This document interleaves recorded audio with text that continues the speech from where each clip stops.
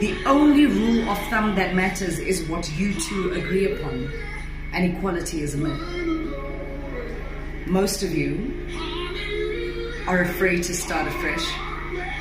Most of you are afraid to step out, and I'm not promoting you leaving.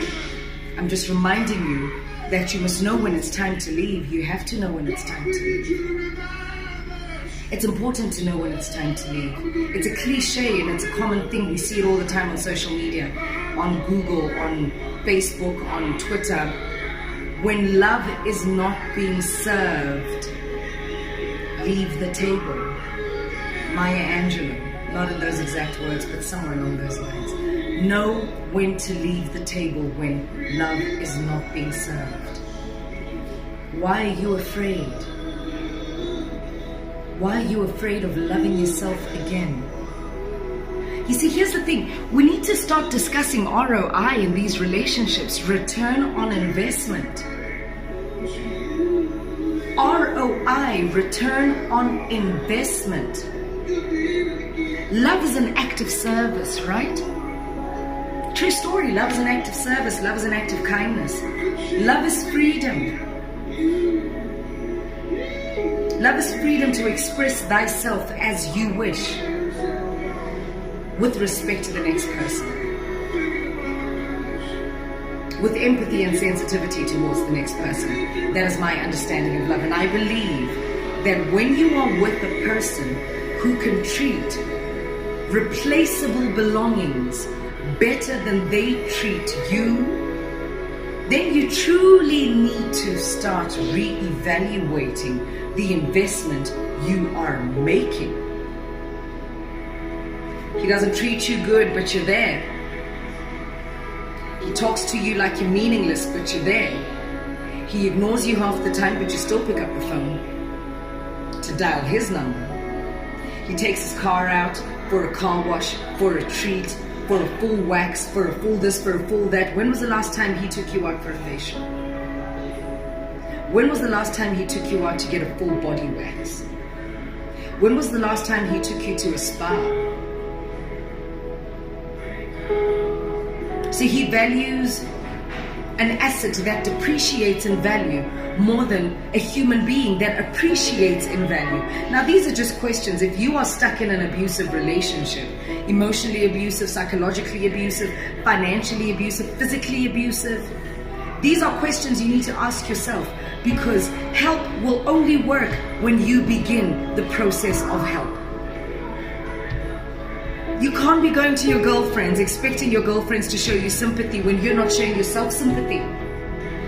So you're expecting the whole world to exhaust emotions on you that you can't even invest in yourself. So you want to be helped. And do you know how hard it is to help someone? Do you know what it takes to help someone? Yet you're not even willing to help yourself. Let me tell you about investment. Even a bank will tell you. Even angel investors will tell you. Put the money in first on you. Spend the money first on you. And then we will come and join you along the way and spend money on you. So they will always ask you, how much of your own resources, how much of your own finances have you burnt in pushing this dream? You need to be a dream for yourself. You need to look at yourself and see a dream. You need to see your future self and arrive as her. You need to see your higher self and arrive as her. Make decisions like she would. You need to see the girl in your dreams and act like her. So cut them out if they're not going to treat you any better. Start afresh, be brave, go somewhere. No man is an island. God will never do that to you. God will never put you out as an island where you've got nowhere to go. There's always somewhere to go. Now don't be an accomplice in your own abuse. Don't be an accomplice in the chains of abuse of another person who devalues you. Don't be. Don't be. Cut that cord and start afresh, because when you hold on to a rope, that you're meant to let go of, sometimes that rope can do more harm and leave you with unrepairable scars, unforgettable scars, emotionally, mentally, spiritually, physically. things that will remind you of your hurt, let go. Trust your process and remember your value. Oh, he treats his friends better than he does you. He makes his shoes shine and he's happy for you to be ashy as F. And you're going to stay and be loyal to that. No. Beware the false prophet. Prophecy is leadership. Prophecy is leadership. Beware he who speaks life into you and acts life into your life and multiplies that life. Don't ever forget your value. Ladies, you are an incubator. You are a manufacturing industry on legs. So when a seed is planted in you, it is multiplied into another human being. You are a visionary person who takes care of other people's vision. So you have the ability, you are born with the ability to make him better. And he knows this. God, does he know this? Oh my goodness, they know this. You are born with the ability to support him and an entire nation of children and an entire nation of girlfriends and entire generations of families into the future. You are born to support and lead from the back for people to realize their own true potential. That is what you are born with. That is a gift.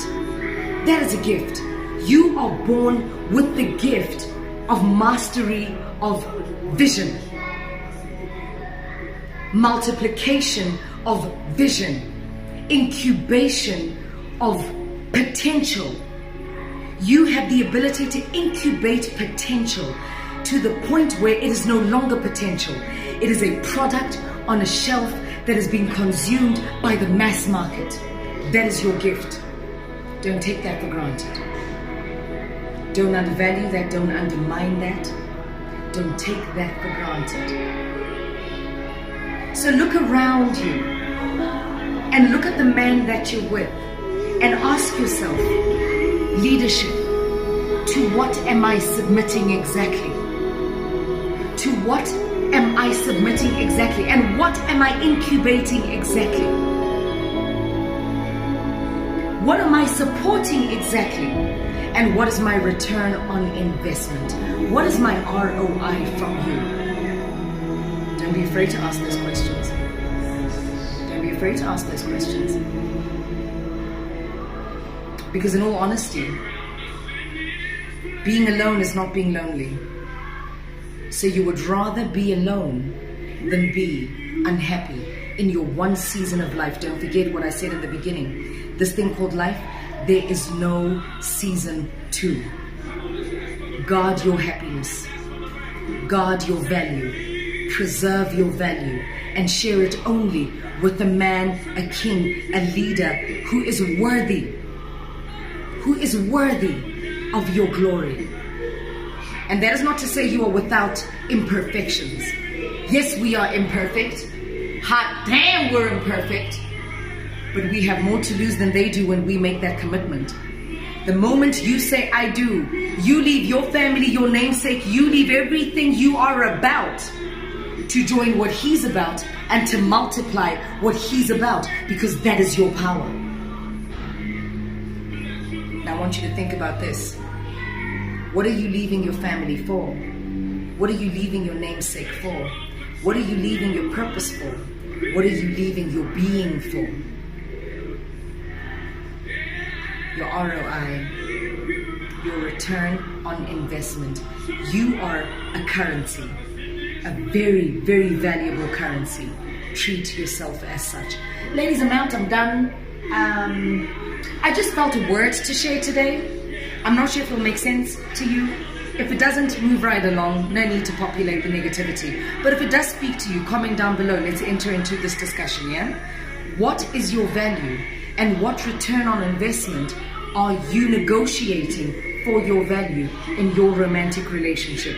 Too many women are dying unhappy because they've devoted their lives to being of service to false prophets, false kings, false leaders. No, we can't raise our daughters like that. No, no, no, no.